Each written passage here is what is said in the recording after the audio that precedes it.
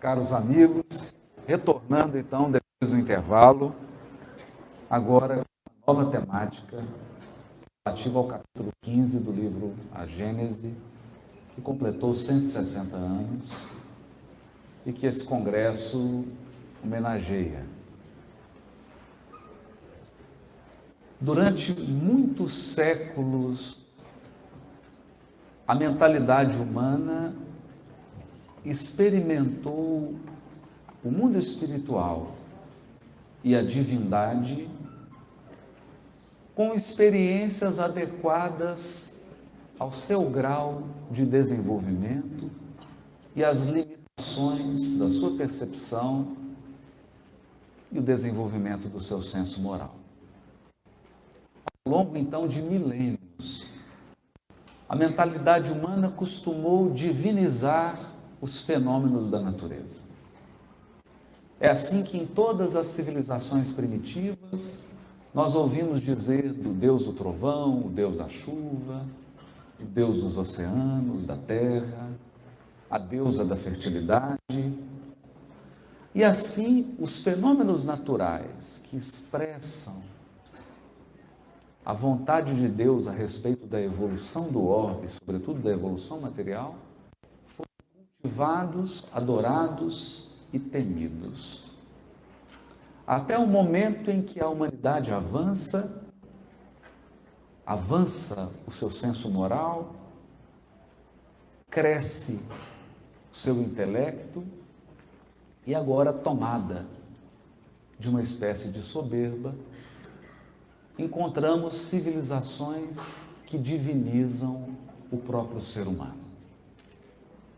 Basta um olhar sobre o panteão grego para percebermos que os deuses do Olimpo são, na verdade, seres humanos amplificados.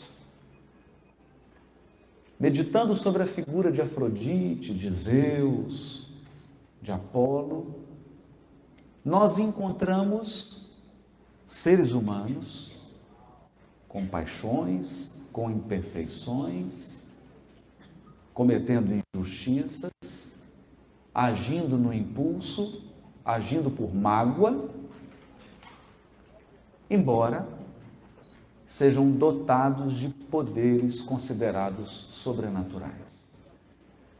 E assim estátuas se ergueram, literatura imensa foi produzida na Grécia e em outras civilizações, adorando esses deuses de mármore ou de pedra, que no fundo, remetiam ao próprio ser humano e às suas fragilidades. Nessa fase, então, o homem, o ser humano, se torna a medida de todas as coisas. E como dizem os espíritos superiores a Kardec, não podendo compreender a Deus, o ser humano se torna o próprio Deus. E começa a medir o universo, as leis divinas, a partir de si mesmo. Como se o ser humano pudesse ter estrutura suficiente para equilibrar o cosmos. Esse movimento de arrogância, de egoísmo e de orgulho humano desembocam no grande Império Romano.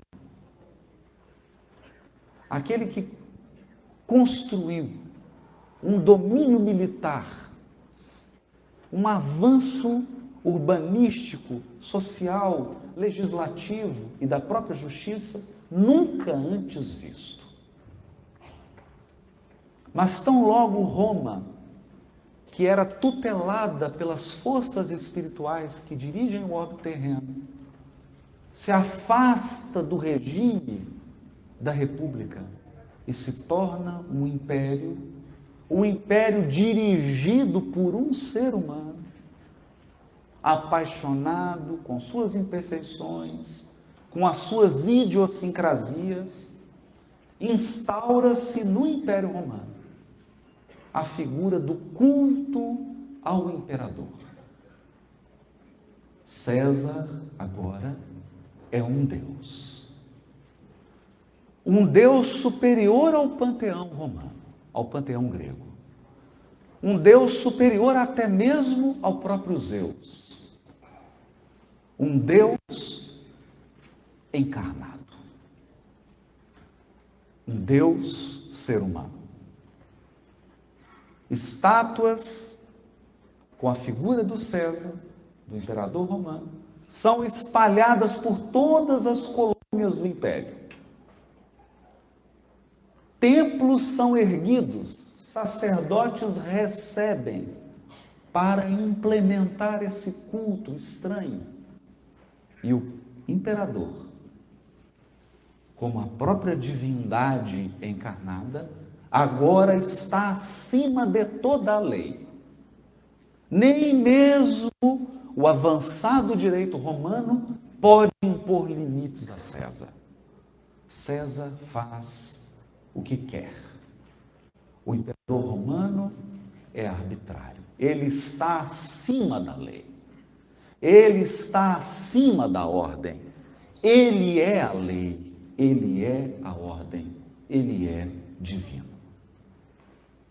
E embora Roma respeitasse os cultos religiosos e mantivesse as tradições culturais das colônias, ela exigia um culto ao imperador. Não reconhecer o imperador como um Deus, não cultuá-lo, não compreender que tudo que o imperador faz é certo e justo, era punido com a própria morte. O curioso é que nessa propaganda religiosa, que hoje se repete no mundo, em plena transição planetária, alguns seres humanos se arvoram a qualidade de Deus e querem iludir consciências, prometendo que resolverão todos os problemas da transição planetária e propagando que eles estão acima da lei e da ordem e que tudo que eles fazem é justo ou tudo que eles fazem é permitido, iludindo muitas consciências. Fato, aliás, previsto pelo próprio Mestre, quando nos advertiu dos falsos cristos e dos falsos profetas. Soluções mágicas, soluções materiais, como se um ser humano imperfeito fosse capaz de construir uma obra perfeita. Como se um ser humano frágil fosse capaz de erguer um edifício eterno. Mas o culto ao imperador era muito menos inocente do que nós hoje, do século XX, XXI, percebemos. O culto ao imperador também possuía a sua propaganda. Também possuía a sua propaganda. E César, o imperador romano, só tinha medo de um Deus. Não o Todo-Poderoso. Não o Deus imaterial, incorpóreo, soberanamente. O Deus da riqueza. O Deus ao objeto da nossa adoração. É assim que nós assistimos estarrecidos a jovens que se apaixonam pelas drogas, começam com o discurso do uso ingênuo de maconha, cocaína, crack, e depois, ao longo de 3 anos, 4 anos, você percebe quando está diante de um usuário de crack. O usuário de crack, ele possui uma fisionomia típica. Você olha para o organismo, você olha para o rosto dele e você sabe que está diante de alguém que foi dominado pelas garras do crack. Porque nós nos tornamos aquilo que adoramos. O mesmo acontece com aqueles que adoram, que cultuam, por exemplo, o álcool. E acabam sendo dominados por esse vício e se tornando alcoólatras. pessoas queridas que devem merecer o nosso carinho, o nosso apoio, não a nossa censura. Mas quando você olha para alguém caído na rua, alcoolizado, o cheiro que essa pessoa exala, o hálito dela, a estrutura da pele, a aparência, remete ao álcool. Assim também, aquele coração que foi dominado pelas paixões sexuais. Aquela pessoa que se permitiu as experiências sexuais sem limite, sem respeito, sem uma ética. O prazer pelo prazer, o prazer a qualquer preço, o prazer a toda hora, o prazer não importa mais nada. Você olha para essas criaturas e elas exalam esse clima da luxúria, da queda moral. A lei de adoração é uma profunda lei. Uma profunda lei. Por outro lado também, quando você observa aqueles espíritos que amam, que adoram a caridade, eles exalam um clima de bondade. Eles exalam um clima de fraternidade. Ao lado dessas criaturas, você sente uma paz e sente um acolhimento, porque nós nos tornamos aquilo que adoramos. E por fim, aqueles espíritos que já se entregaram profundamente a Deus. Aqueles espíritos que construíram uma religiosidade e uma espiritualidade interior, que mantêm uma profunda relação com Deus. Eles brilham. São seres iluminados. Por quê?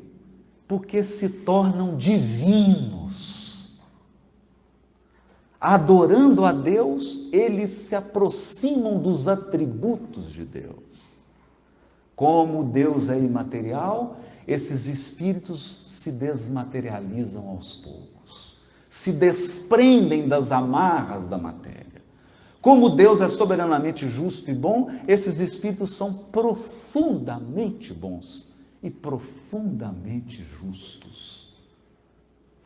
Como Deus é a inteligência suprema, esses espíritos são de uma fineza intelectual, de um raciocínio sutil e profundo. Não é mais inteligência, é sabedoria. Eles se tornam aquilo que adoram. É da lei de adoração. No entanto, o encarnado é fascinado pela matéria. Todo encarnado é fascinado pelo conforto que a matéria pode proporcionar. Por isso Mamon é tão adorado na Terra. Então, o que fez o imperador romano? Para competir com Mamon, unificou as fronteiras do império.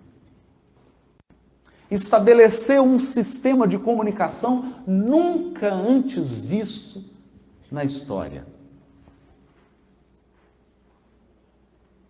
Os Correios de Roma representavam uma organização brilhante. Você era capaz de mandar uma notícia de um lado a outro do império em um dia, 2 dias. Mas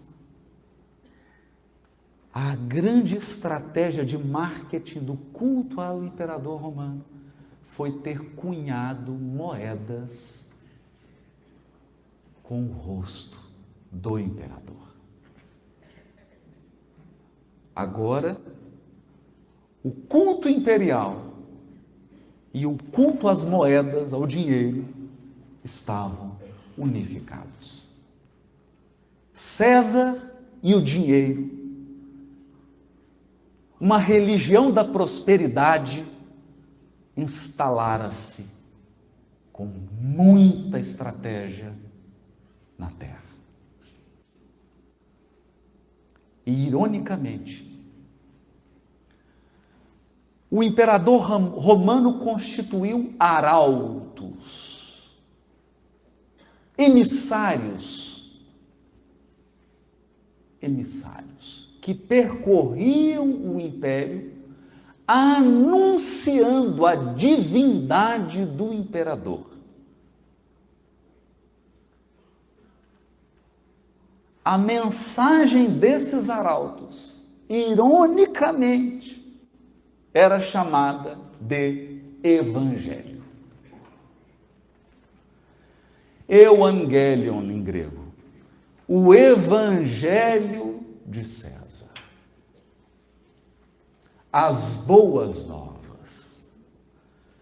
Então, logo o Império Romano chegava com seu império e dominava, com seu exército, e dominava uma comunidade, submetendo-a à força do império.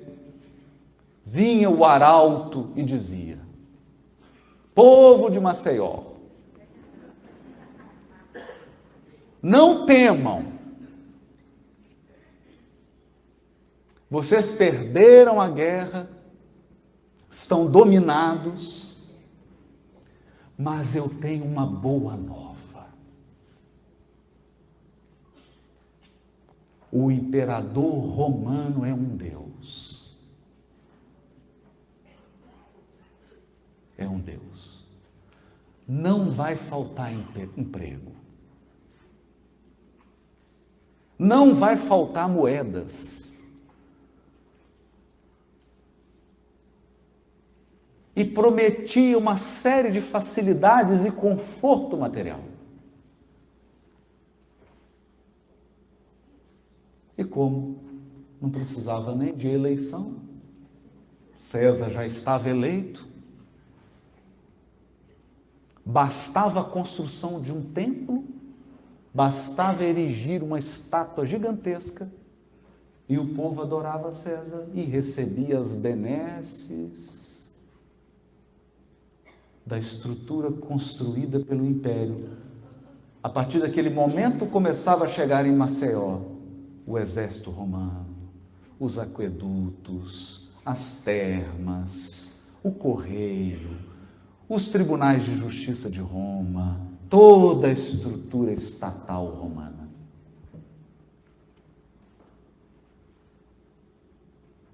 E aquelas mentes passavam a adorar um ser humano.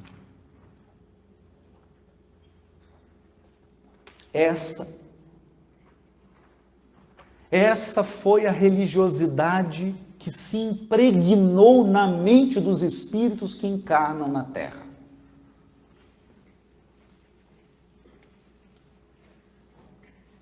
Essa experiência está gravada em nosso psiquismo. E ao longo da história, ela será repetida. E não raras vezes, até mesmo nas nossas fileiras espíritas, essa experiência é repetida. Nós louvamos a Jesus, mas agimos como religiosos do Império Romano.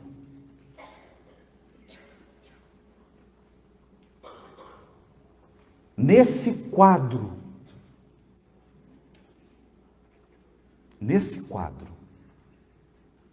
quando pronunciamos a palavra religião, em qualquer língua, nós evocamos no espírito que nos ouve essas experiências infelizes do passado.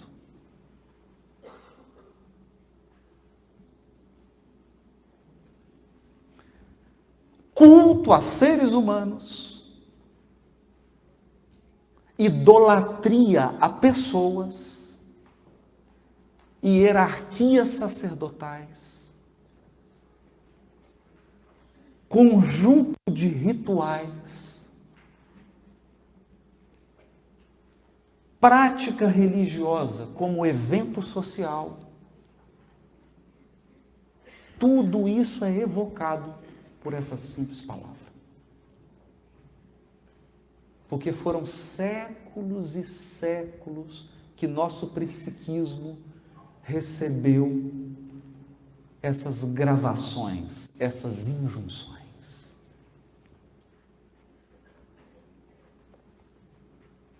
No auge do culto ao imperador,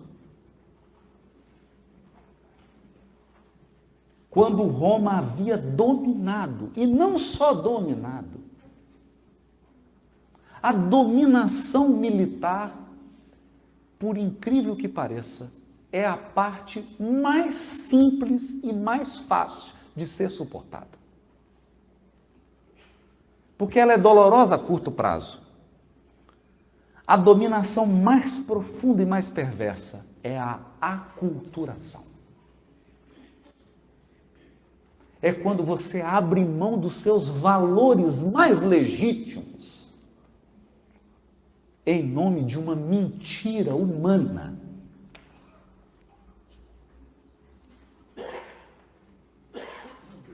E mesmo o povo hebreu foi aculturado. Escavações arqueológicas descobriram que os túmulos dos sumos sacerdotes eram decorados segundo os padrões gregos e romanos. O sacerdote máximo do monoteísmo da primeira revelação se comportava como um romano e como um grego. E a própria religião e o próprio templo de Jerusalém eram transformados em uma tribuna do culto ao imperador, na religião da prosperidade material.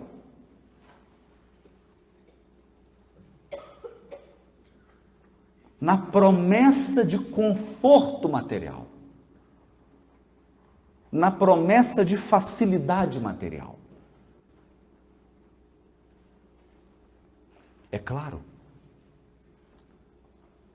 não há aqui condenação. Nós que aprendemos a raciocinar com o Consolador prometido, sabemos que tudo constitui degrau evolutivo. Ninguém condena o degrau inferior, porque passou por ele. Nós raciocinamos para não estacionar. Isso é diferente. Então, raciocinando com o conteúdo espírita, nós percebemos que a mente espiritual infantil no sentido espiritual, é uma mente que busca uma religião da prosperidade.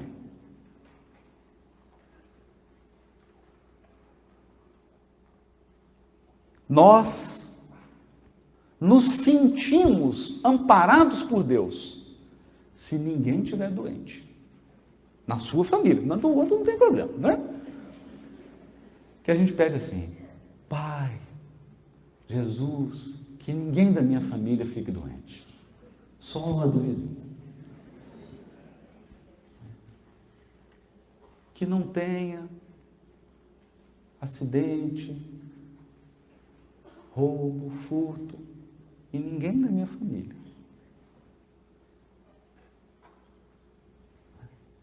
Que não haja nenhuma dificuldade. Mas, sobretudo, dificuldade que se relacionam a conforto material. E quando a criatura prospera materialmente, ainda que por meios ilícitos e criminosos, ela se sente abençoada por Deus.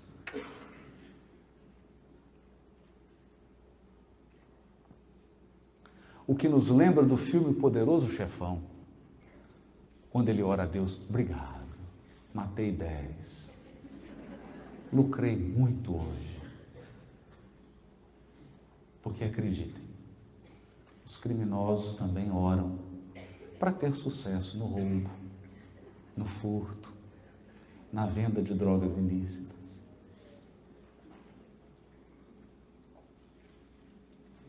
Oram, agradecendo. Obrigado, Pai, obrigado. Hoje, nessa guerra do tráfico, matamos a turma adversária. Do nosso grupo, só 10 morreram. É a prosperidade, não importa em que base.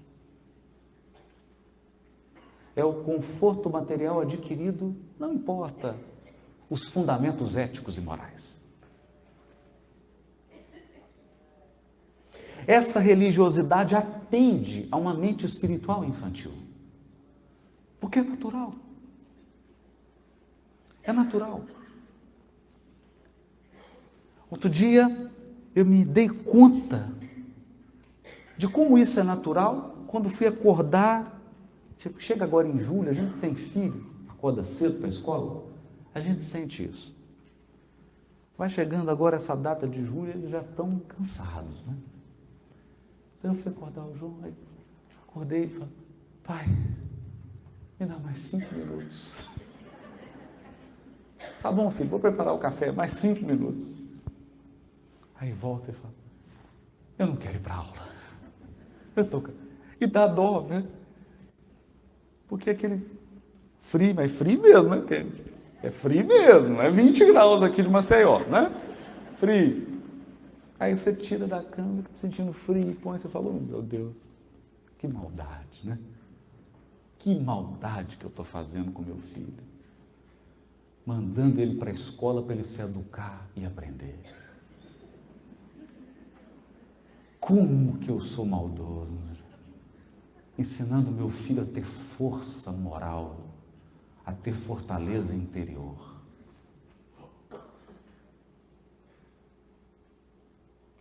Porque há o tempo em que se é bebê. E aí você começa a chorar, logo já tem uma mamadeira na sua boca.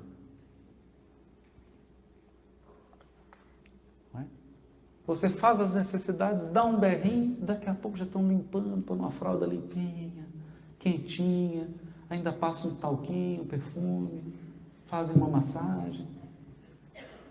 E você, nessa mentalidade infantil, acredita que o mundo é uma extensão de você mesmo, porque no útero nós acreditamos que a mãe é uma extensão de nós mesmos.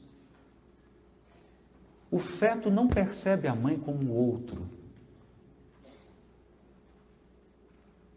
Ele encara a mãe como ele mesmo. É ele mesmo. E não é? Então a gente nasce e aí alguma coisa começa a dar errado. Porque você chora e a mãe não vem. Ou ela demora para vir. E aí começa a dura lição.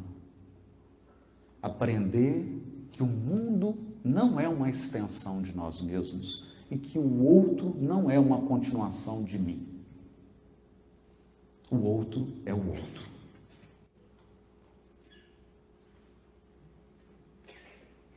Quando o senso moral se desenvolve a esse nível, nós percebemos que Deus não é uma extensão de mim mesmo. Deus é Deus. Ele é o outro.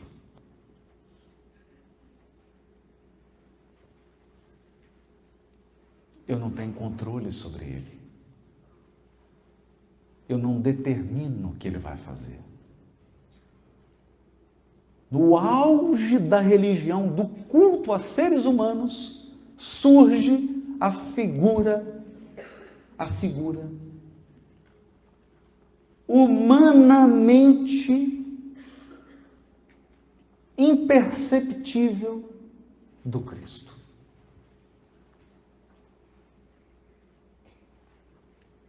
Porque qualquer contemporâneo do Mestre não o reconheceria.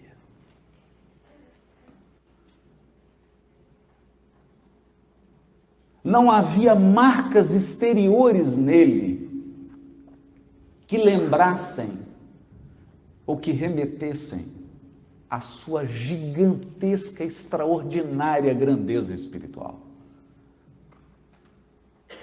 Tanto é assim que os sacerdotes, os religiosos, homens e mulheres que passavam o dia orando e tentando entrar em relação com Deus, olharam para Jesus e disseram: mas é esse aí? Não é ele o carpinteiro? Filho do carpinteiro? É esse aí?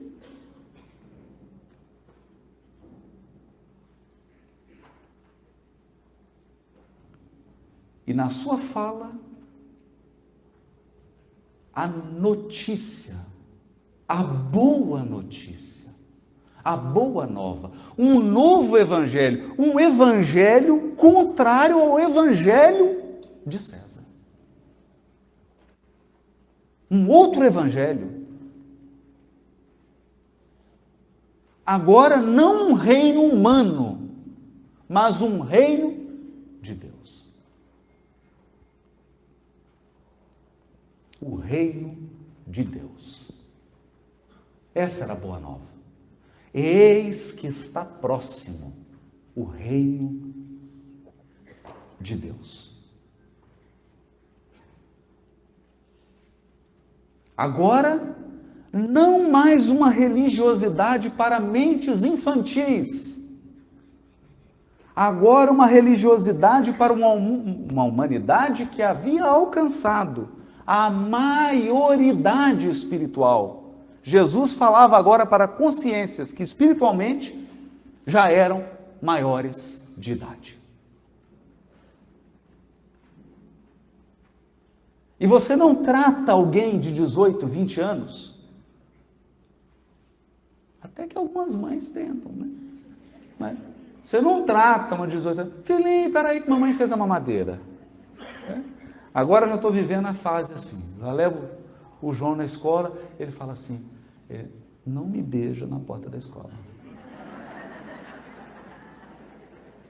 Não me beija. O castigo agora é assim, fala: João, se você fizer isso, eu vou chegar na porta da escola. Na hora que você estiver entrando, eu vou falar assim: filhinho querido, beijinho, papai. Não, pai, pelo amor de Deus, não faz isso não. Então faz para casa. Faz agora. Esse é o castigo. Eu te dou um abraço na porta da escola. Pelo amor de Deus, pai. Então faz o para casa. Pode deixar, eu vou fazer. O tratamento é outro. É outro. Agora vinha o Cristo dialogar com uma humanidade, com um ser humano espiritual que já estava na maioridade. Mas não na maturidade. Não podia ele falar tudo.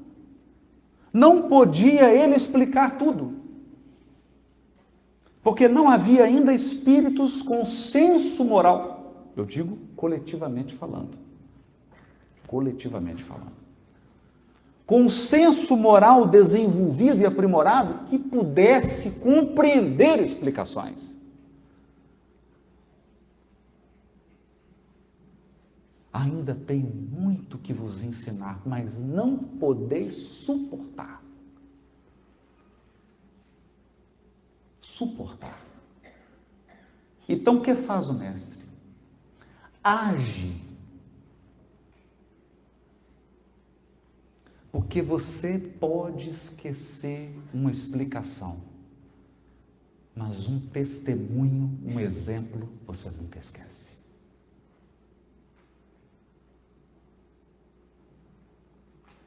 Aproximavam-se do Cristo criaturas organicamente, anatomicamente desfiguradas, diagnosticadas com a doença genérica da Judéia, a lepra. Nem sempre era lepra. Diversos tipos de doença. Mas o fato é que se aproximavam dele criaturas que, faltando partes de membros,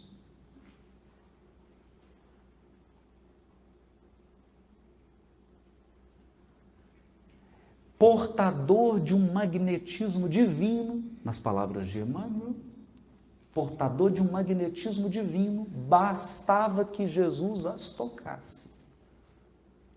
E o organismo físico se reconstituía.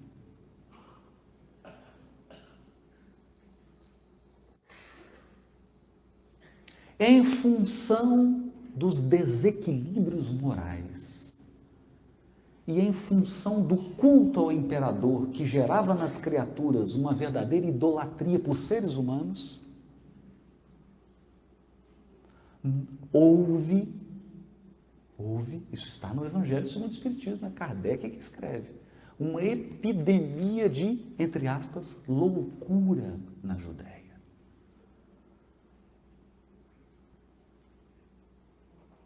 Porque os desequilíbrios morais típicos das fases de transição produz perturbação mental. Basta você parar um pouquinho agora e olhar a transição planetária. Nunca os índices de suicídio estiveram tão altos. Nunca se consumiu tanto antidepressivo como hoje. E nunca se viu tanta gente com perturbação mental. Você chega na casa espírita e nós diariamente somos procurados por jovens talentosos, ocupando cargos, desempenhando profissões difíceis. A pessoa vem consternada e diz: estou com depressão, perdi a vontade de viver. E você olha para aquele jovem, para aquela jovem, bonitos, inteligentes, bem colocados, sob todos os aspectos materiais, resolvido. Até no Brasil, crianças de 8 anos de idade suicidando.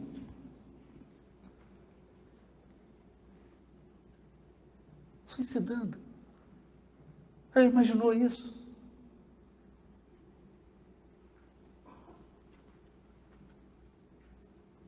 Em alguns países, suicidando porque não cumpriu o desempenho que as escolas comerciais exigem para fazer propaganda das suas instituições.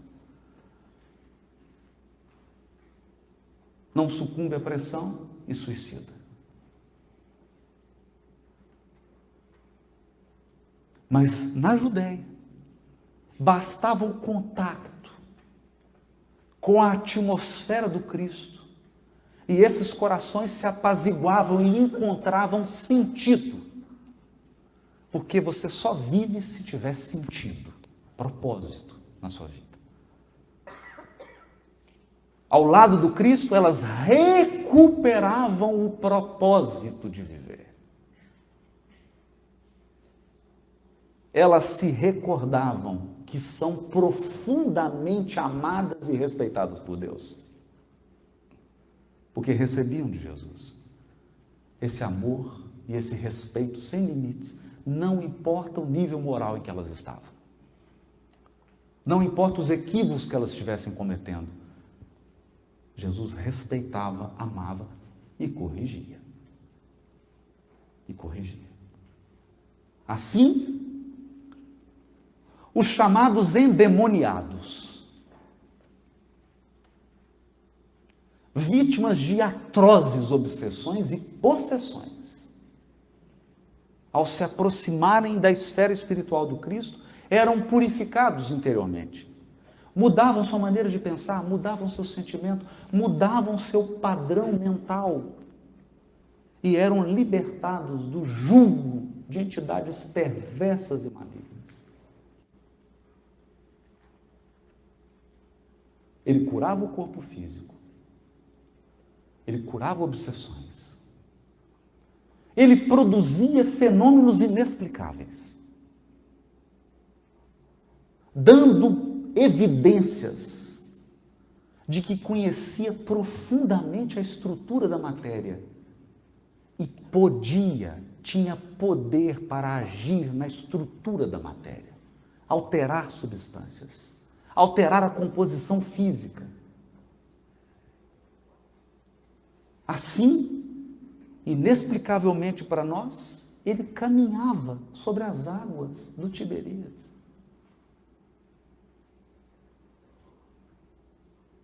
ele pacificava fenômenos da natureza.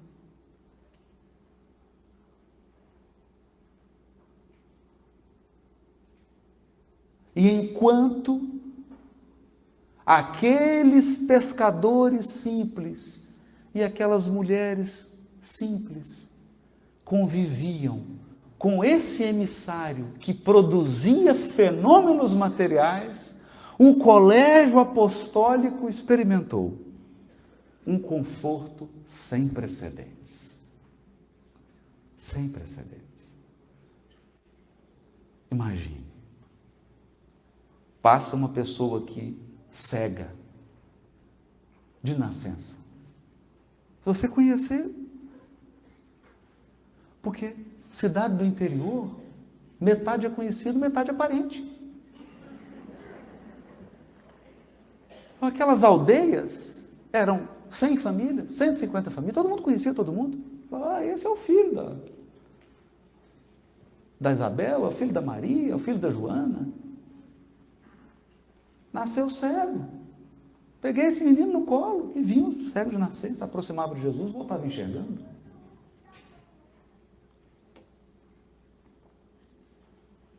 E até mesmo o fenômeno magnético espiritual de maior exuberância na missão do Cristo, que é a chamada ressurreição de Lázaro.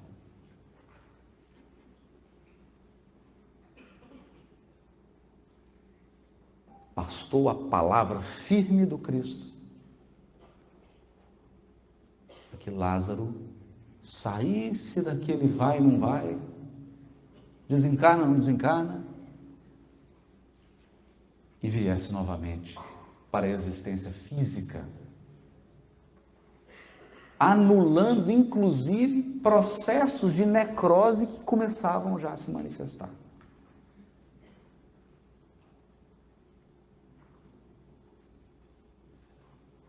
Então o povo se maravilha. Se maravilha. Porque aquele parecia ser o emissário dos milagres. E quem não gosta de um milagre? Quem não gosta? Não é? Você está com um problema, aí vem, é um milagre, resolve. Quem não quer isso? Quem que não quer? O povo se impressiona, começa a seguir aquele Cristo que opera fenômenos extraordinários, mas não comenta sobre eles. Nós não encontramos em nenhuma passagem do Evangelho Jesus explicando milagre. Ou comentando. Não. Nós vamos encontrar Jesus dizendo assim: o reino dos céus é semelhante a... Jesus falava do reino de Deus, que é a obra divina no coração dos seres humanos. Aquela construção espiritual que permite ao espírito acessar a sua herança divina e transformá-la de potencial para ação. Concretizar os potenciais divinos. Porque o espírito que concretiza e expressa seus potenciais divinos, ele gradativamente elimina todos os distúrbios orgânicos, psíquicos, emocionais e espirituais. Ele se torna, nas palavras da benfeitora Joana de Ângelis, no homem integral. Ou no ser humano saudável, totalmente saudável, porque reconectado com Deus. Então o povo assiste tudo isso. Assiste, inclusive, o Cristo subindo ao Tabor, e produzindo um fenômeno inexplicável e difícil de catalogar.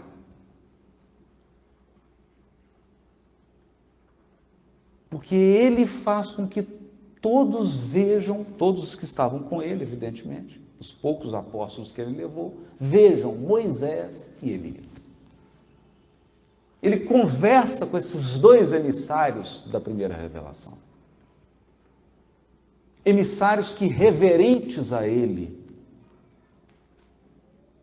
que o tratam como um superior.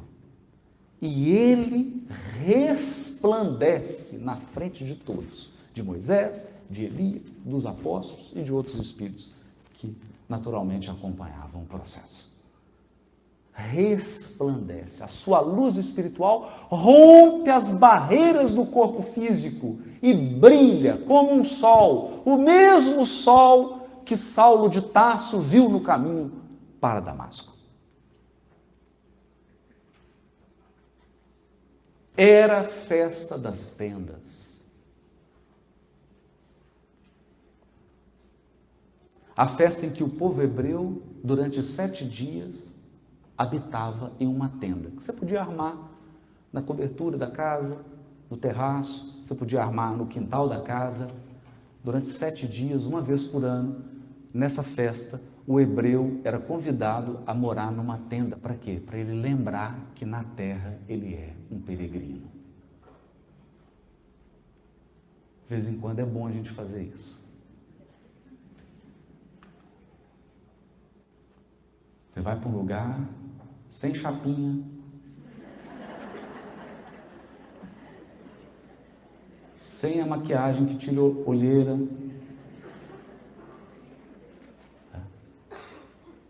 sem uma série de acessórios, para você lembrar que você não mora na terra, você está hospedado aqui. E acredite, chega o dia do check-out. Check-out. Então Pedro, vendo aquilo tudo, e olhando, pensando em Jerusalém, porque nessa festa, Jerusalém, que tinha aproximadamente 100 mil habitantes, a população subia para 1 milhão, 1,5 milhão. É igual cidade de praia perto de Minas Gerais. Vai aquele tanto de mineiro, acaba a água, acaba tudo. Os mineiros invadem e não tem, a cidade não suporta. Então Jerusalém ficava um inferno. E Pedro olhou para Jerusalém, olhou para o Monte Tabor e falou: vamos ficar aqui, né? Mestre, deixa a gente armar a tenda aqui, vamos ficar aqui, só fica brilhando, a gente conversa com Moisés, com Elias, vem para Muvuca. Jesus fala assim: não, vamos para Muvuca. É para lá que nós vamos.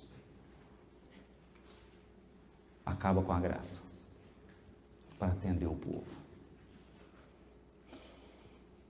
E chegou o dia do check-out. Eu não queria dar essas notícias aqui. O cego de nascença que Jesus curou morreu. Desencarnou. Os leprosos que Jesus curou desencarnou. E agora a notícia mais triste: Lázaro morreu de novo.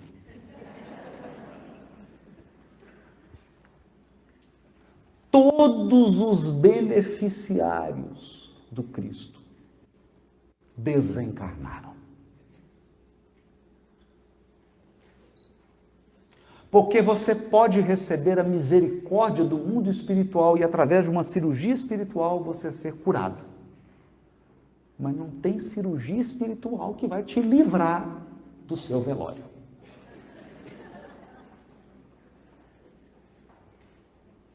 Não tem.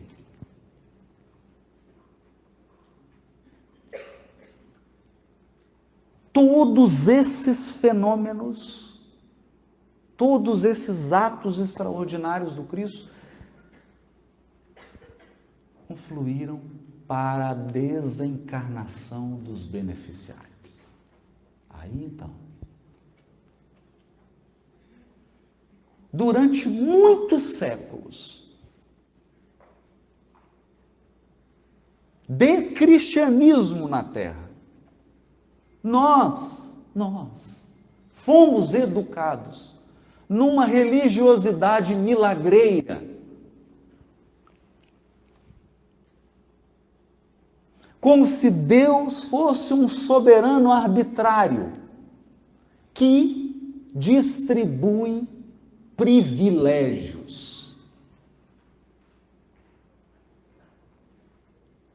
Privilégios. A mentalidade do privilégio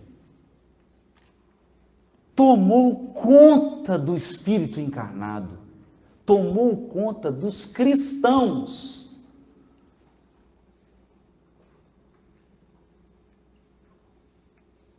Tomou conta de nós de um modo tão incrível, que nós oramos para pedir privilégio e salvo-conduto.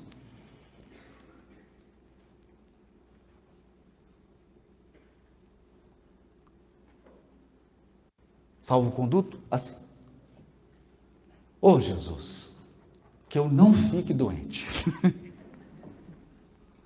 É uma imunidade. Pai, só me protege aqui, porque com a minha oração, nem eu, ninguém da minha família vai ter doença. Vai.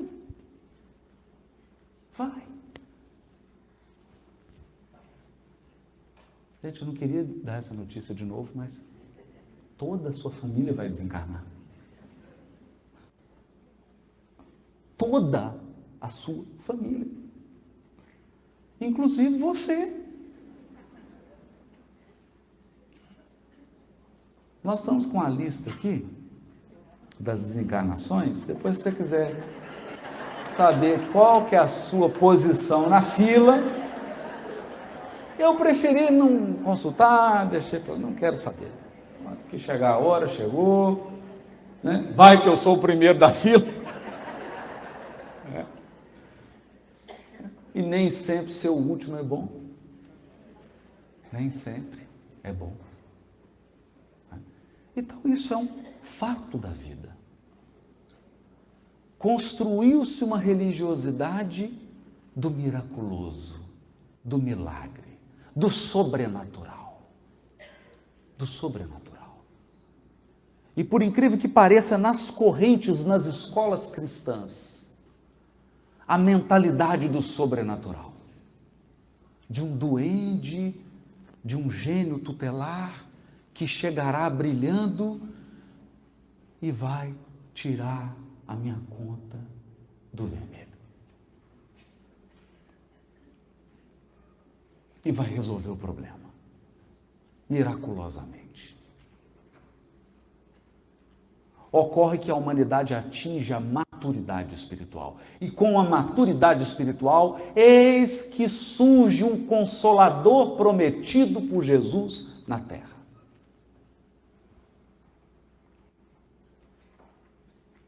E coroando o edifício da codificação e, portanto, o edifício do Consolador prometido, esse missionário extraordinário de Jesus, chamado Allan Kardec, escreve o capítulo 15 do livro A Gênese.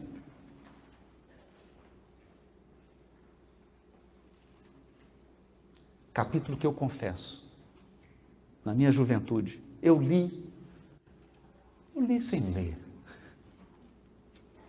Eu li sem ler. Me lembro aqui dos bancos de faculdade que o professor dizia assim: você leu? Li, professor. Com o dedo? Não, com os olhos. Então, lê de novo. Lê com o dedo.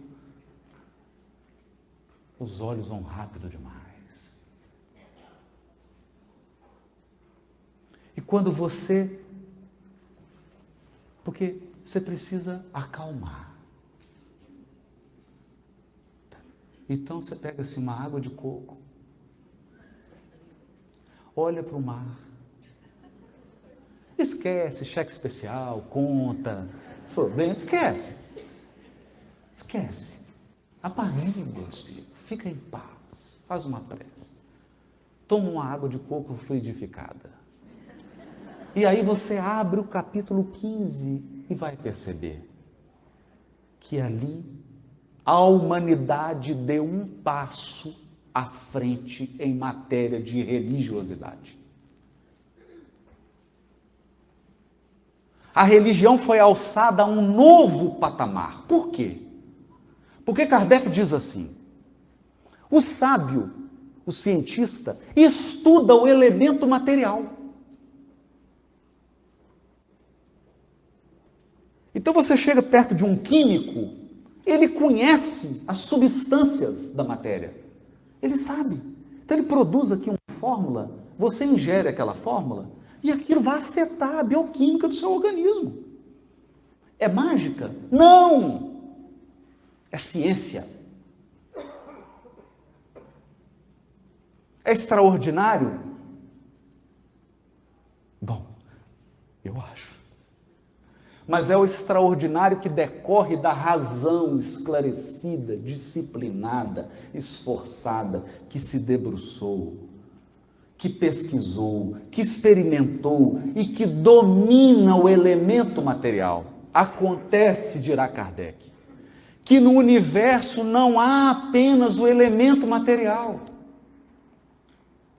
Há também o elemento espiritual, e o elemento espiritual não tem nada a ver com doente, com fada madrinha.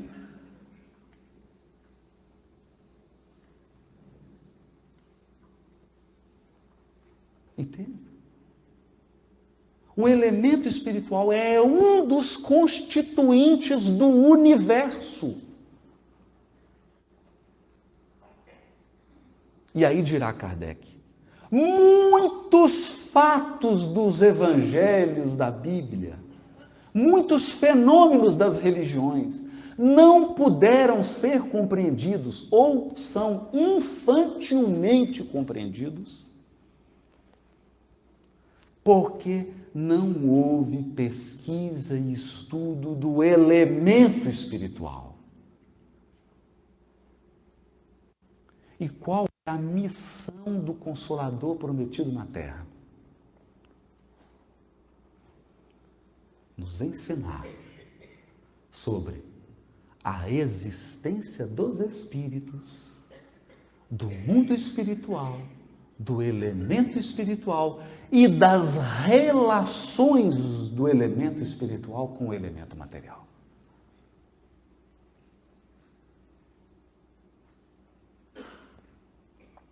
A partir dessa possibilidade,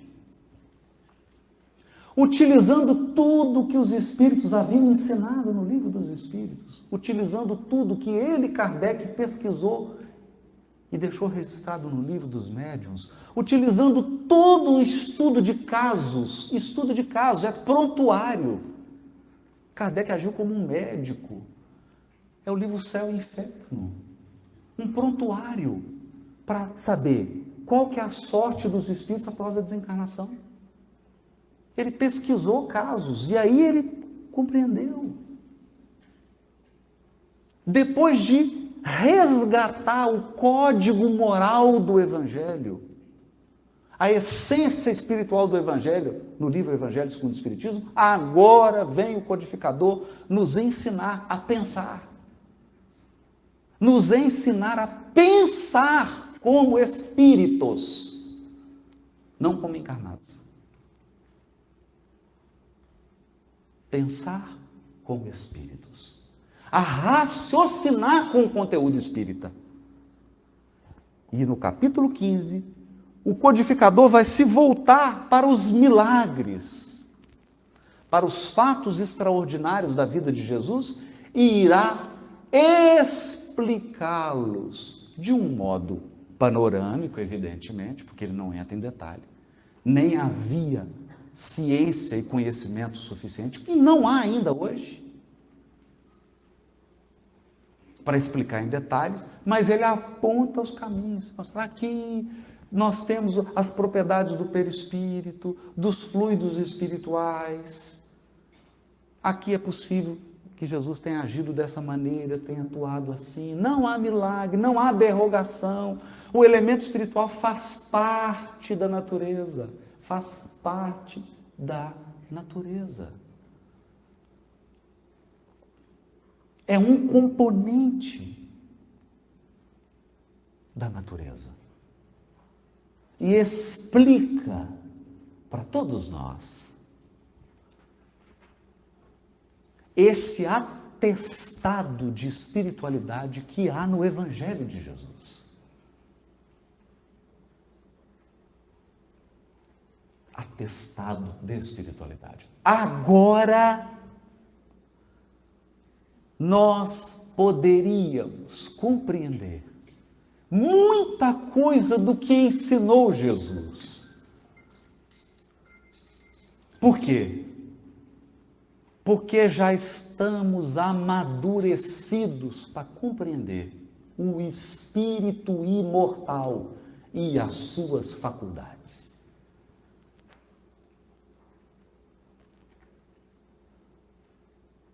E as suas faculdades. Sem misticismo, sem exotismo, sem extravagância, de modo simples e natural.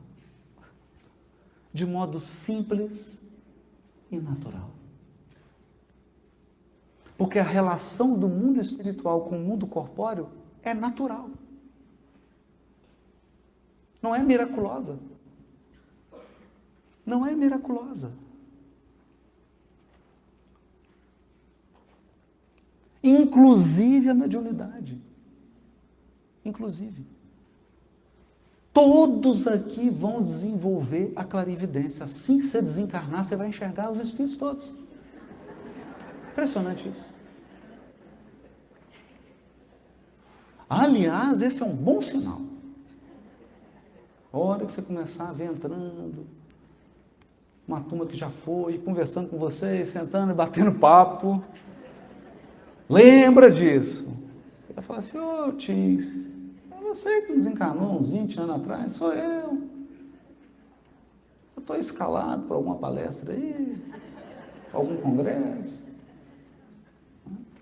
Você vai ver, você vai ouvir. Ver e ouvir espírito. Todo desencarnado vê e ouve espírito. É interessante isso? Interessantíssimo. Então são fenômenos naturais que nós vamos compreender cada vez mais. Por quê? Porque o Consolador prometido ficará eternamente conosco. Por que eternamente conosco? Porque Ele nos ensinará a pensar. E uma vez que o Espiritismo sair dos livros e entrar no seu coração, aí tudo muda.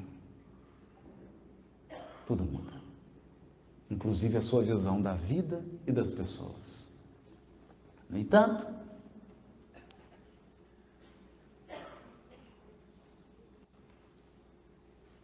resolvi selecionar alguns fatos extraordinários para comentar aqui agora.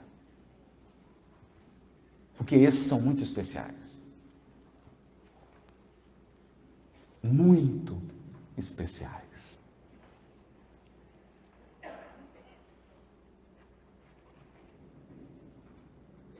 Judas Iscariotes, segundo Humberto de Campos, era um discípulo partidário. Ele acreditava que os problemas da terra seriam resolvidos por uma política, por um plano econômico, por uma política humana.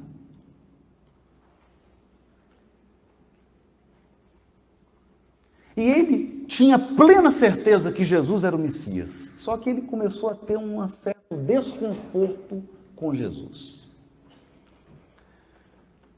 Porque, como um bom organizador de comitê eleitoral, ele acreditava que Jesus deveria manter algumas relações políticas com pessoas poderosas, porque Jesus ficava falando, o reino de Deus, ele fala assim, e quem que vai financiar isso? Quem que vai pagar essa conta? Financiar. Então, outra coisa que incomodava Judas, ele queria a coisa rápida, rápida, rápida. Vamos resolver rápido. Como é que o encarnado pensa quando ele quer resolver o problema do mal rápido? Mata.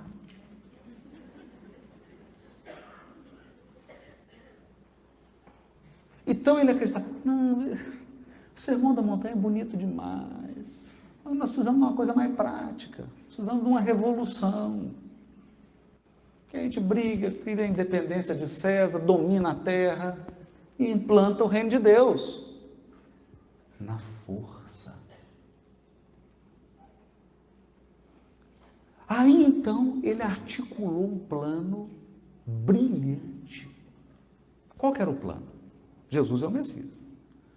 Então, ele propôs uma revolução em 2 etapas. Na primeira etapa, prende Jesus. Porque Jesus é pacífico, muito bom, pessoa. Não mata ninguém. Prende Jesus. A gente pega a arma, faz o trabalho sujo, depois coloca Jesus no trono. Perfeito. É um plano inteligente. Que a gente já entrega tudo para ele. Enterra todos os cadáveres, deixa tudo ficar prontinho, e aí ele vai reinar sobre a terra.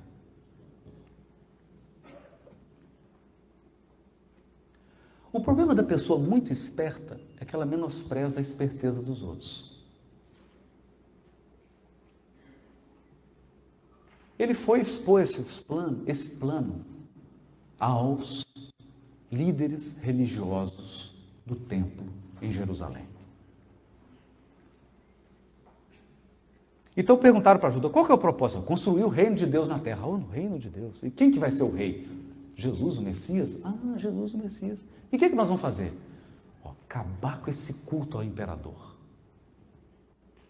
Vamos acabar com o culto a César. É o Deus único de Israel que será adorado. Aí falou, que coisa boa. E Jesus é o rei, o rei. E como é que você prende? Não, a gente prende ele, fala o que tem que fazer, a insurreição, depois a gente coloca ele no trono. Perfeito. Plano maravilhoso. Aí Judas falou assim, mas nós precisamos da sustentabilidade, né? Nós precisamos do financiamento aí desse plano. Não, toma aqui. 30 moedas.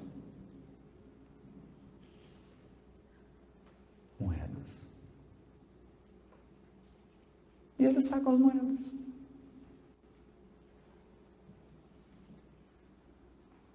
E executa o plano. E Jesus é preso. E ele feliz, porque tem gente que imagina que Judas chegou para beijar Jesus como se ele fosse assim, nossa, agora eu vou prender. Ele estava feliz. Ele beijou Jesus pensando assim, ele devia estar pensando assim, você não vai entender agora, mas daqui a pouco você vai entender e vai gostar. Deixa comigo. Deixa comigo. Eu sou o governador espiritual do planeta. Deixa que eu governe isso aqui, que é uma atitude que nós encarnados temos. E beijou Jesus, feliz, Jesus foi preso, ele falou, pronto, começou a funcionar o plano. A hora que prende Jesus, Simão arranca a espada, já corta logo a orelha do soldado. Você vê uma orelhinha caindo no chão. Sangrando. O que Jesus faz? Pega a orelha, tira a terrinha, né? Coloca no lugar. E a orelha se reconstitui. Olha, eu gostaria de chamar a atenção para esse fato. Ele preso, recupera a orelha do soldado, mas não solta a si mesmo. Agora começam os milagres do Evangelho. Os milagres.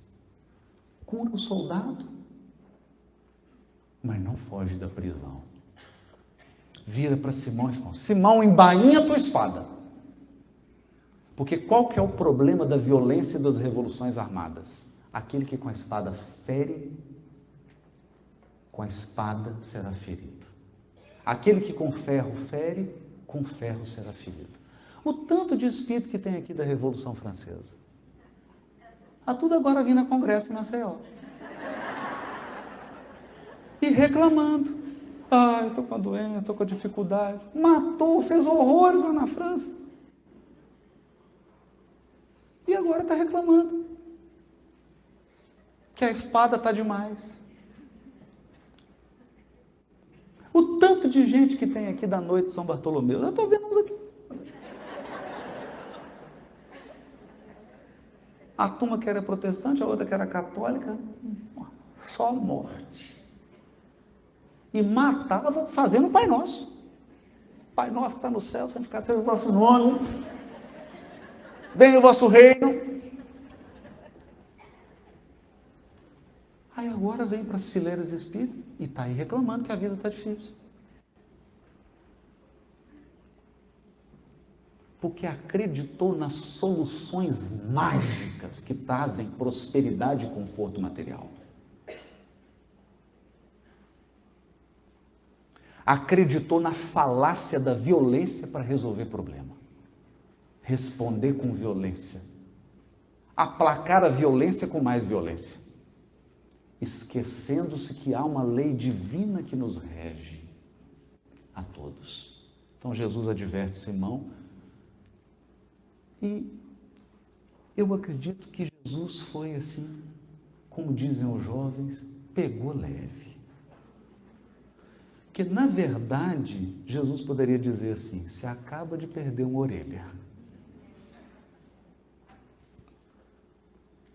Cortou a orelha do soldado e falou: você acaba de perder uma orelha. Eu estou aqui tentando amenizar seu karma. Vou recuperar a orelha do soldado aqui, você vai ter só um corte. E teve, né? E teve. E teve. Foi crucificado de cabeça para baixo. Está no livro Antologia Mediúnica do Natal, publicado pela FEB, psicografia de Chico Xavier, mensagem de Humberto de Campos.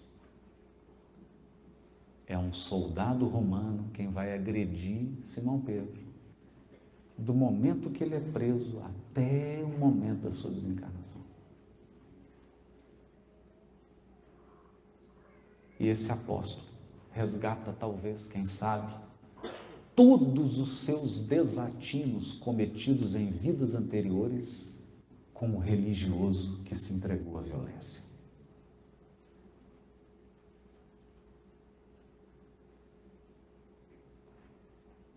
E Jesus ainda diz mais para ele: se eu quisesse, eu pediria ao Pai, e Ele me enviaria legiões. Linguagem romana. Legião é linguagem do exército romano. Só que ele fala: legião de anjos. E eles me livrariam. Não é? Então, é como se ele dissesse assim: você acha que eu estou sendo preso porque eu sou frágil? Você acha que a questão aqui é de poder e de força?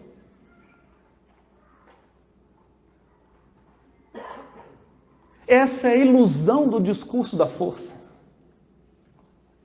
Que a gente acha que a força e a violência resolve tudo. Não resolve nada. Nada. Então ele deixou claro. Você não está entendendo. Nesse momento, Jesus se posicionou, no momento final da sua missão terrena. Ele deixa claro, os apóstolos não compreenderam, porque aí tem que ter consolador prometido para entender isso. Mas o que ele estava dizendo? Eu sou o governador espiritual da terra. Eu também possuo um exército do bem. Não é um exército de soldado, é um exército de espíritos puros. Eles não empunham espadas. Sabe o que eles fazem? Encarnam.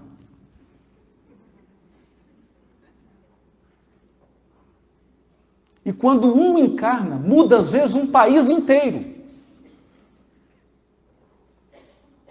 Imagina se ele mandar 1 milhão de anjos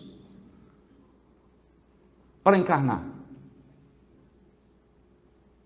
Deus nos livre. Eu perdi o trabalho. Perdemos o trabalho, Raul. Quem vai querer ouvir palestra da gente?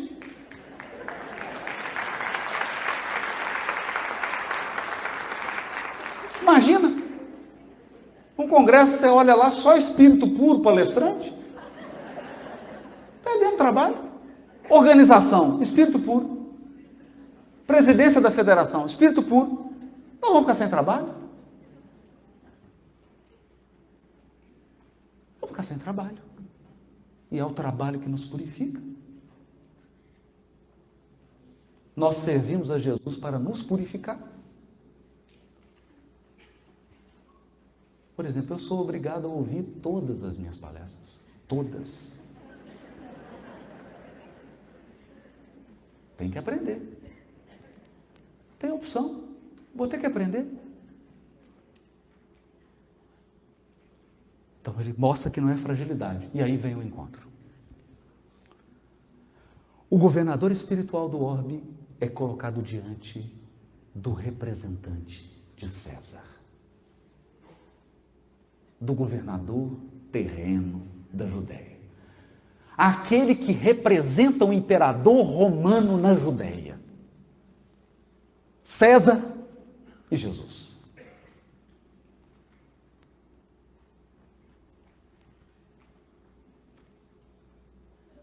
E o que Pilatos pergunta? Tu és o rei dos judeus?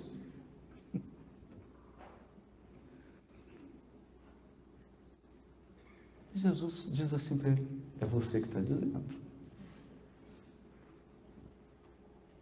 É você que está dizendo isso. Porque, de fato, nunca Jesus disse isso. Nunca. Você para aí. Tem 42 parábolas nos 4 evangelhos. 42. Elas começam assim. O reino dos céus, o reino de Deus é semelhante a...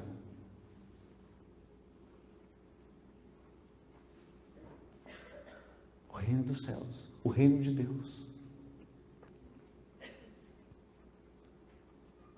Quando ele promete o Consolador, ele diz, e eu orarei ao Pai, e pedirei, e Ele vos enviará outro Consolador. Porque o primeiro é Ele. Ele, o Pai, enviará. Jesus disse, você que está dizendo isso, que eu sou rei.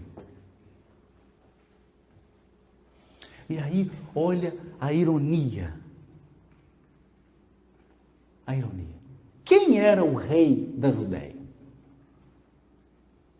Herodes. Continuava rei. Porque o Império Romano dominava a colônia, mas não alterava as estruturas políticas, sociais, econômicas, religiosas. O Herodes continuou rei, mas rei subserviente a Roma. E Pilatos olhou, falou assim, Herodes já é rei, isso aqui é problema eleitoral, eu não vou resolver isso, eu vou deixar eles votarem. Outubro está chegando mesmo. Mandou Jesus para Herodes. O rei Herodes. Os reis são criaturas exóticas. Porque o poder mexe com a pessoa. É preciso muita estrutura espiritual para um encarnado ter poder. Então chega de frente de Herodes, ele fala, quem que é esse trapo aí? Porque já tinham batido em Jesus, já tinham espancado. Já tinham espancado. Não é tapinha. Então Jesus chegou espancado.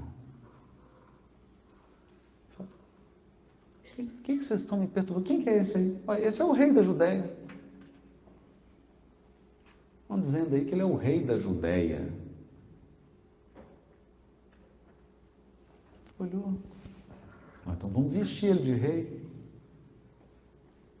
Traz uma coroa, um manto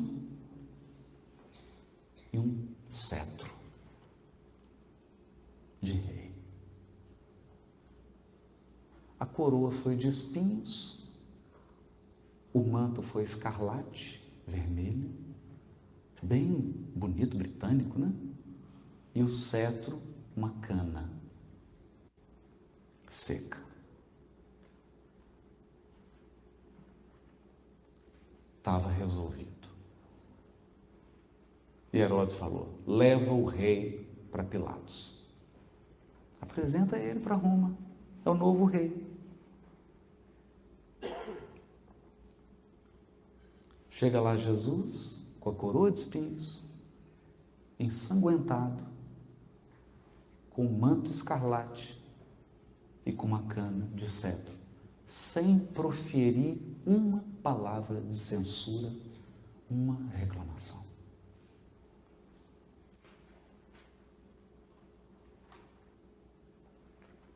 Uma reclamação. Às vezes eu não sei se mais danoso é o crime ou a omissão.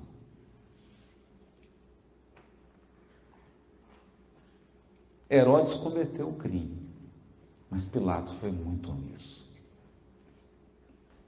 Muito omisso.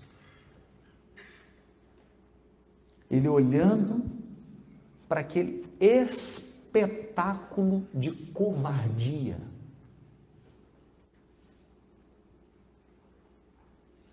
Espetáculo de covardia.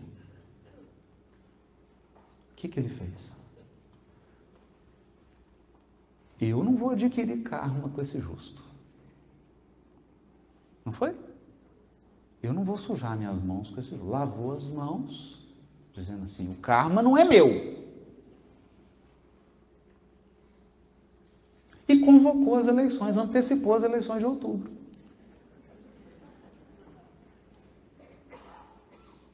Vamos fazer uma eleição.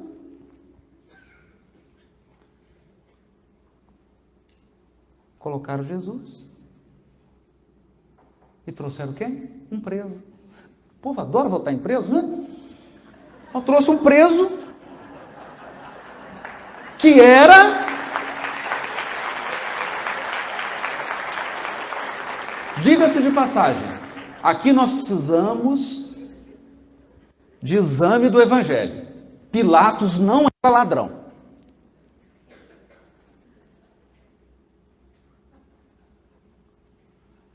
Barrabás não era ladrão. Barrabás não furtava. Barrabás era um preso político. Barrabás era um revolucionário.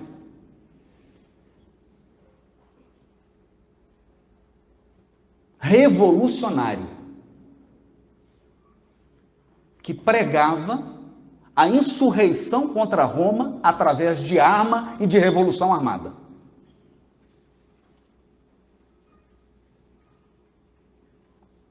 Em quem que o povo votou?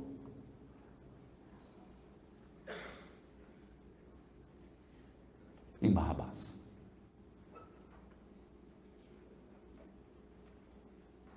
Em Barrabás. Não estou fazendo nenhuma ironia. O fato é sério. Sem analogias, o fato é sério. Anos 70, Barrabás é solto. E o movimento revolucionário cresce na Judéia. Cresce, porque ganhou força com essa ação de Pilatos. No ano 70, os zelotas, que era a turma revolucionária da religião judaica, planeja um ato de insurreição. Vespasiano, o imperador romano, manda um general, Tito, seu filho. E Tito massacra Jerusalém. Mais de 1 milhão de pessoas são assassinadas em Jerusalém. Se você quer ter uma notícia exata, leia o romance há 2000 anos, porque o senador Públio Lentulus vai ser cegado, vai perder a visão nessa revolução.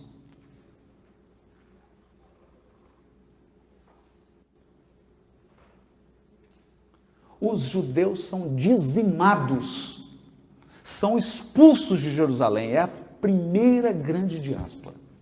Mas não para aí.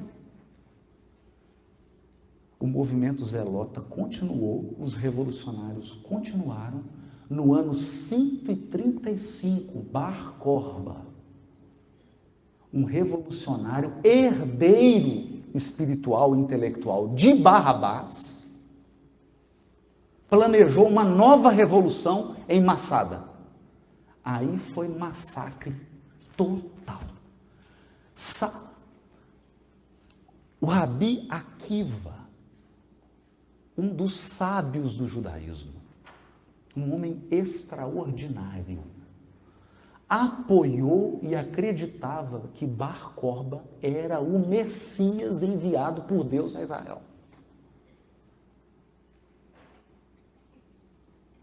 O maior sábio, o herdeiro de Gamaliel. Um sábio, Akiva. Eu não sou digno de limpar as sandálias de Akiva. Akiva se equivocou, acreditando que o revolucionário Bar Korba era o Messias enviado por Deus. Então, muito cuidado, meus amigos, minhas amigas, companheiros de ideal espírita, muito cuidado. Porque quem não lê, quem não aprende com a história, está sempre cometendo os mesmos e banais erros.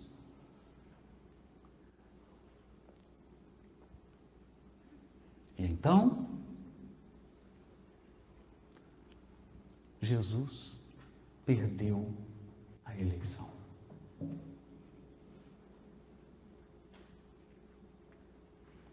Voltou para a prisão. Agora, eles machucaram com truculência.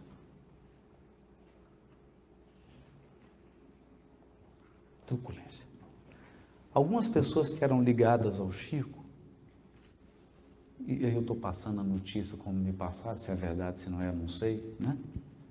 Não tem como garantir isso.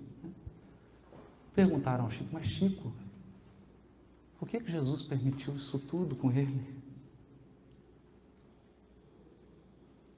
E aí dizem que o Chico teria respondido, eu fiz a mesma pergunta para Emmanuel. E ele me disse que Jesus queria conhecer de perto o sofrimento, a dor dos perseguidos, dos injustiçados.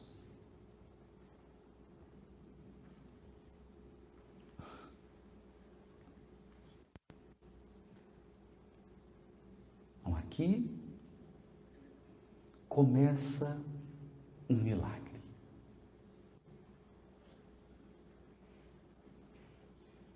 Naquela cruz,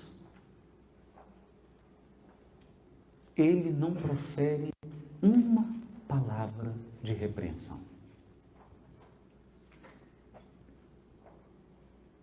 Um soldado vara seu corpo com uma lança. O que fez Jesus? Aguardou 1700 anos. Aguardou 1700 anos. E esse soldado encarnou no Brasil, ele foi Dom Pedro II.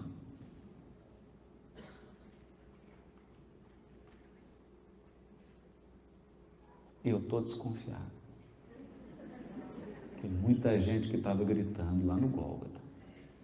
Está por aí, no movimento espírita.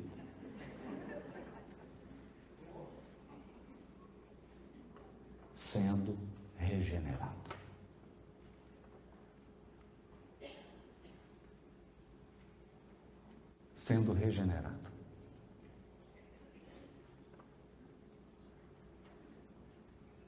nesse momento,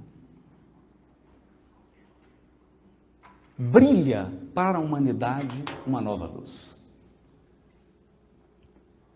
Por isso que Emmanuel, comentando a primeira carta aos Coríntios, capítulo 1, versículo 18, quando Paulo diz assim: com efeito, a linguagem da cruz é loucura para aqueles que se perdem, mas para aqueles que se salvam, para nós, é poder de Deus. É poder de Deus. Que estranho. Então comenta Emmanuel: a mensagem da cruz é dolorosa em todos os tempos. Todos os tempos. Dolorosa. Do Calvário desceu para o mundo uma voz, a princípio desagradável e incompreensível.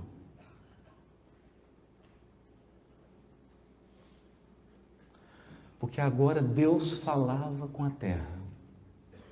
Deus falava com os filhos da terra, com os encarnados. Mas era uma voz desagradável, difícil de compreender. No martiriológio do Mestre situavam-se todos os argumentos de negação superficialmente absoluta. A cruz de Jesus resume todos os sofrimentos que um encarnado pode passar na Terra. Vamos ver? O abandono completo dos mais amados. Você pode experimentar isso. Você pode viver isso. Numa fase da sua vida, ou a sua vida inteira, num determinado momento, as pessoas que você mais ama, as que mais te amam, não compreenderem. Não te compreenderem. E te abandonarem.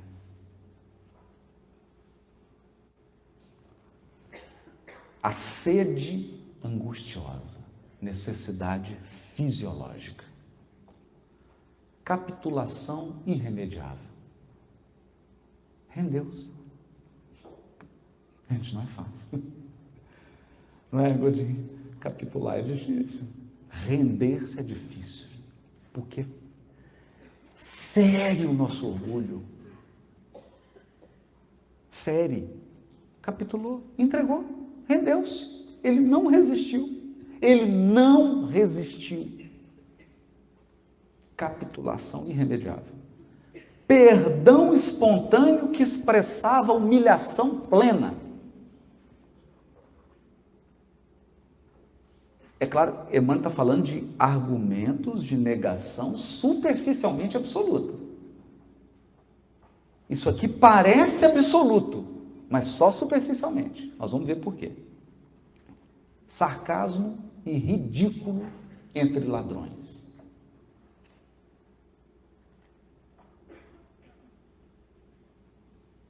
Derrota sem defensiva. Morte infamante. Porque a morte na cruz era desonra para um judeu.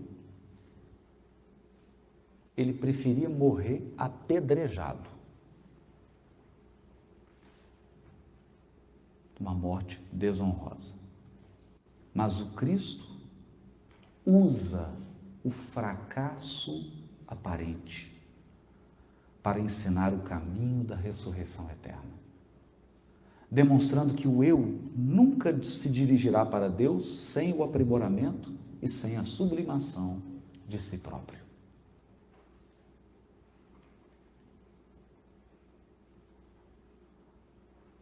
Então, a voz desagradável que vinha era uma voz que nos convocava a reinterpretar o que é derrota e o que é fracasso. O que é vitória e o que é derrota.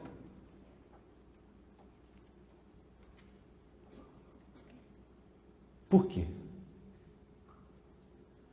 Nós acreditamos que vitória é ferir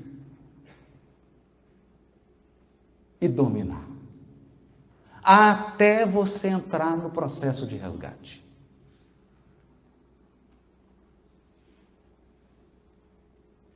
Até você entrar no processo de resgate. Porque quando você entra no processo de resgate, você fala assim, 1000 vezes ser ferido do que ferir.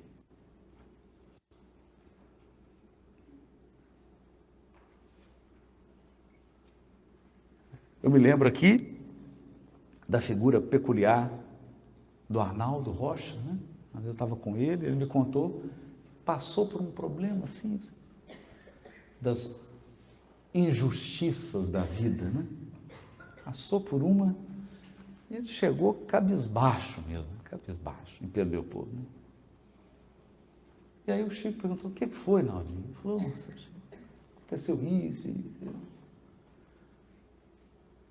Aí disse que o Chico deu o braço assim para ele, começou a andar e falou assim, nossa, Naldinho, eu estou tão feliz por você. Feliz por quê, Chico? Ô, meu filho, tantas encarnações você batendo, até que enfim você está apanhando. Aquele jeitinho do Chico de dizer as coisas, né?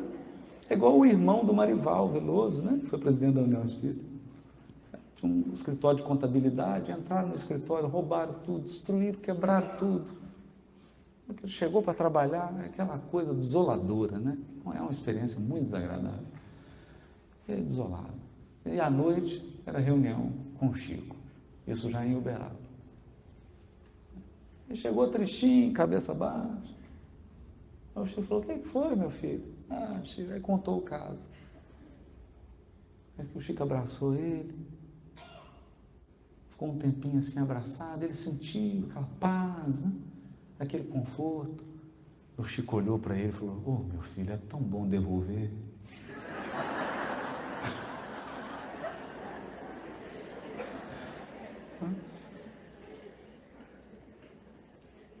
Então, é a voz desagradável. Fala, filho, acorda, vai estar frio, pai. 6 horas da manhã, me dá mais 5 minutos, não quero ir para a escola. Então, uma coisa é você ser uma criança espiritual e se relacionar com Deus. Outra coisa é quando você já está maduro espiritualmente, a relação é outra. Porque você não trata um homem e uma mulher de 40 anos como você trata uma criança de 2 aninhos de idade. Espiritualmente falando. A ciência religiosa estabeleceu... Ainda hoje a linguagem da cruz é loucura para os que permanecem interminavelmente no ciclo das reencarnações de baixo teor espiritual.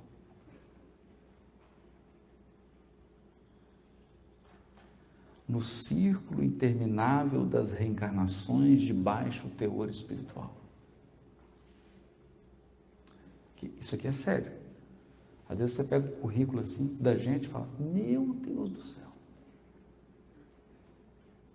Tem 20 encarnações que eu cometo um erro, resgato, mas não saio do lugar.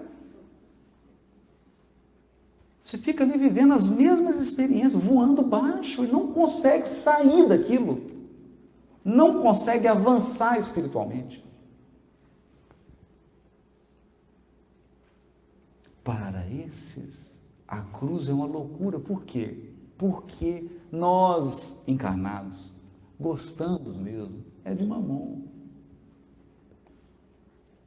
É da vitória material.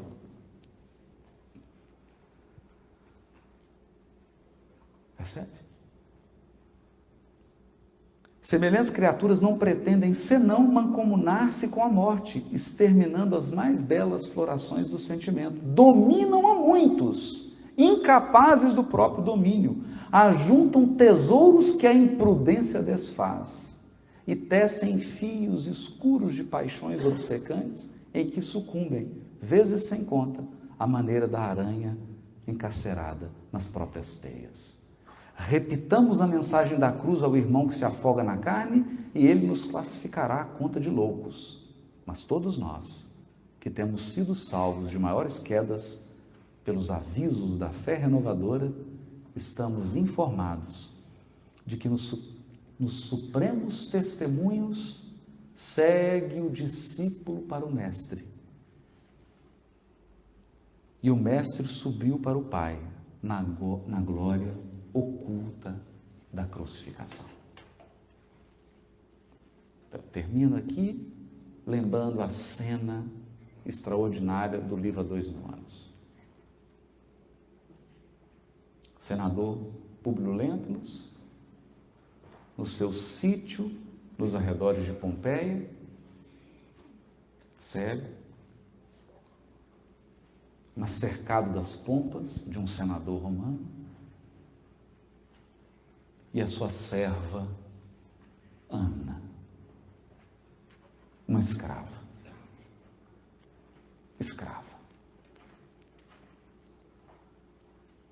Surge a erupção do Vesúvio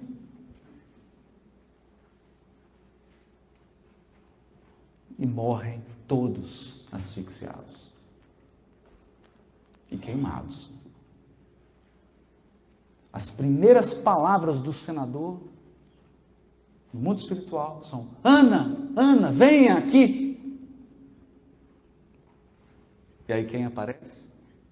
Seu amigo Flamínio Severus, agora desencarnado, e diz para ele: Públio, todos os teus poderes terrenos cessaram com a morte do teu corpo físico.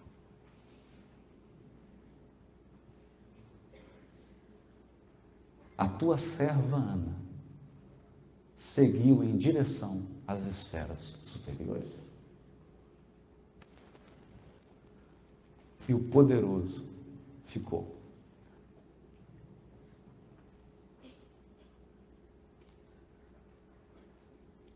Então, isso nos remete ao grande milagre do Evangelho.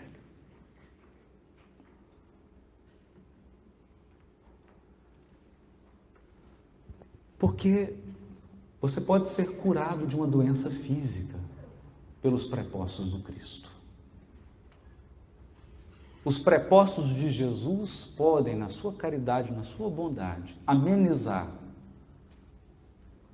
algum resgate doloroso que esteja na sua pauta reencarnatória. Alguns débitos podem até ser congelados.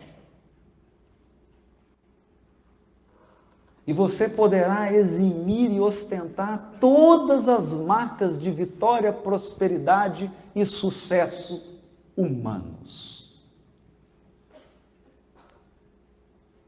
Todos olharão para você e invejarão suas conquistas palpáveis, visíveis. Mas, com a morte do teu corpo físico, cessam todos os sucessos materiais.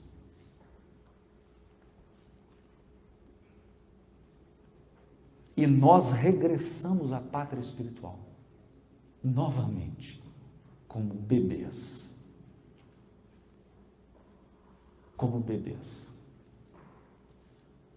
No entanto,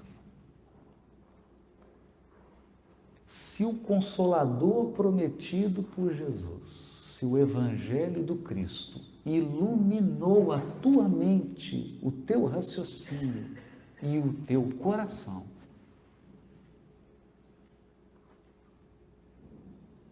Ele terá feito em você a tão sonhada obra da regeneração espiritual. Então, você experimentará o verdadeiro sucesso, a plenitude espiritual da consciência tranquila que cumpriu seus deveres, que sofreu silenciosamente, que foi ferida, mas não feriu. Foi ferida, mas não feriu. Foi abandonada, mas não abandonou. Foi traída, mas não traiu. Foi caluniada, mas não caluniou.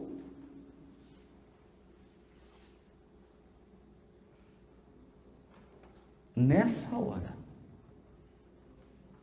nós iremos pensar, meditar na mensagem do Dr. Bezerra de Menezes de 1964, chamada Unificação, psicografada por Chico Xavier. O final da mensagem, em que Dr. Bezerra de Menezes diz: só aqui no mundo espiritual eu vim a compreender a cruz do Cristo.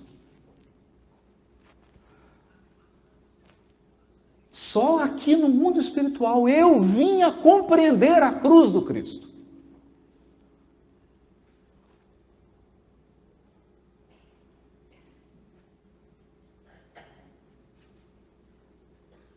Porque, de fato, esse é o maior milagre de Jesus no Evangelho.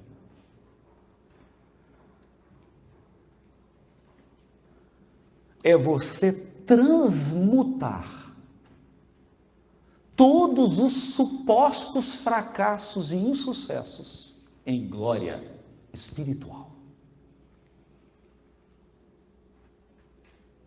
em luz espiritual, que nenhuma traça e nenhuma ferrugem irão consumir.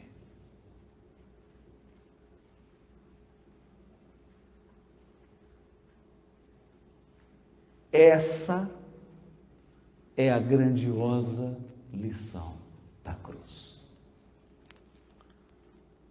O Cristo não carecia de cruz.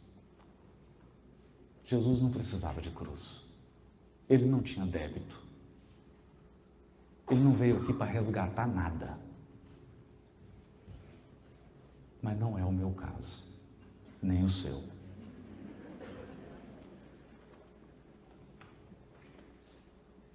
Mas acredite, é na cruz dos nossos testemunhos, recebido na pauta da justiça, nós vamos galgar a vitória espiritual, que é a vitória sobre nós mesmos. E aí, vou dar uma boa notícia. Essa nem a morte apaga. Pelo contrário, ela revela. A morte vai revelar a grandeza de muita gente que a gente menospreza aqui na Terra. Muitas pessoas que a gente considera insignificantes, não merecedoras de nenhuma honra, criaturas que nunca foram aplaudidas, e vão exibir uma luz espiritual, uma grandeza espiritual, que irá nos impressionar a todos. Então, não percamos tempo. Essa é a derradeira cura deixada por Jesus. Porque um espírito curado tem a sua felicidade garantida. Muito obrigado, meu Senhor.